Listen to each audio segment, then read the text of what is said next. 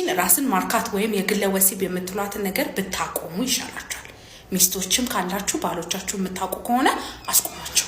እንዴት ደግሞ ጉዳት ትክክለኛ ነርቭ ላይ እና ሰውነት ላይ እንዴት አይነት ጉዳት እያመጣ እንደሆነ በየቀኑ ያየሁት ያለውት ነገር ነው። በስንፈተ ወሲብ ከመጡት ክላይንቶች ውስጥ 90% የሚሆኑት የግለ ወሲብ ታሪክ አላቸው፣ ከረንትሊም ቢሆን ወይም በልጅነታቸው። ስለዚህ ይሄ ነገር በጣም ብዙ ሰዎችን አፌክት እያደረገ እንደሆነ ነው የገባኝ። በግለ ወሲብ ምክንያት የሚመጡ የስንፈተ ወሲብ ነገሮች ነው የምነግራችሁ። የመጀመሪያ የብልት አለመቆም ችግር ይመጣል።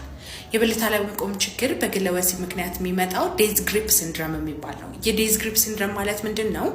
አንድ ወንድ የግለ ወሲብ በፈጠረ ቁጥር ማለት ነው እዛ አካባቢ ዲሴንሲታይዝድ ይሆናል። ስለዚህ ስሜት አልባ ይሆናል የሆነ ጊዜ ላይ ማለት ነው። ስለዚህ ኖርማሊ መቆም በሚኖርበት ጊዜ መቆም ያቅተዋል ማለት ነው። ከዛ ሁለተኛ ደግሞ የቶሎ መጨረስ ችግር ያመጣል። ብዙ ሰዎች የግለ ወሲብ ነገር ሲያደርጉ የሚያዩት ነገር ሪሊስቲክ የሆነ ነገር አይደለም። ፊልም ላይም ሆነ ሌላ ነገር ላይ የሚያዩት ነገር ሪሊስቲክ የሆነ ነገር አይደለም እና ያንን ሌቭል ኦፍ ኤክሳይትመንት ወደ ጓደኛቸው ወይም ወደ ፓርትነራቸው ወደ ሚስታቸው ነው ይዘው የሚሄዱት ማለት ነው።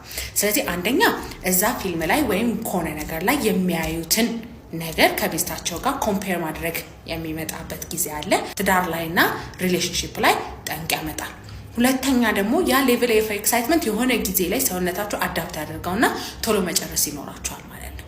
ስለዚህ የራስ ማርካት ባህሪ ካላችሁ ለስንፈተ ወሲባችሁ ምክንያት የመጀመሪያ ሊሆን ይችላል። ከግለ ወሲብ ውጪ ደግሞ ዛሬ ማክሲመም የብልት አለመቆም ችግር ያለባቸው ሰዎች ላይ ያገኘ ነው የቴስቴስትሮን እጥረት ነው። ቴስቴስትሮን በጣም እያጠረ ነው ወንዶቻችን ላይ። ለምን እንደሆነ እየገባኝ አይደለም። እና በእንደዚህ አይነት ሆርሞናል በሆነ ምክንያቶች ደግሞ የብልት አለመቆም ችግር ይመጣል። ማንኛውም አይነት ስንፈተ ወሲብ ካላችሁ ከአንድ ደቂቃ በፊት የመጨረስ አይነት ባህሪ ካላችሁ፣ ብልታችሁ አልቆምም እያለ እያስቸገራችሁ ከሆነ ወይም ደግሞ 25 ደቂቃና ከዛ በላይ እየቆያችሁ የምትጨርሱ ወይም ዘግይቱ መጨረስ ካላችሁ ሕክምና የሚደረግበት ጉዳይ ነው። ስለዚህ በቤታችሁ ተሰቃችሁ መቀመጥ ሳይሆን ቀጠሮ ማስያዝ ከፈለጋችሁ ባዮዬ ላይ የቴሌግራም ሊንክ አለ፣ እየገባችሁ አስይዙ።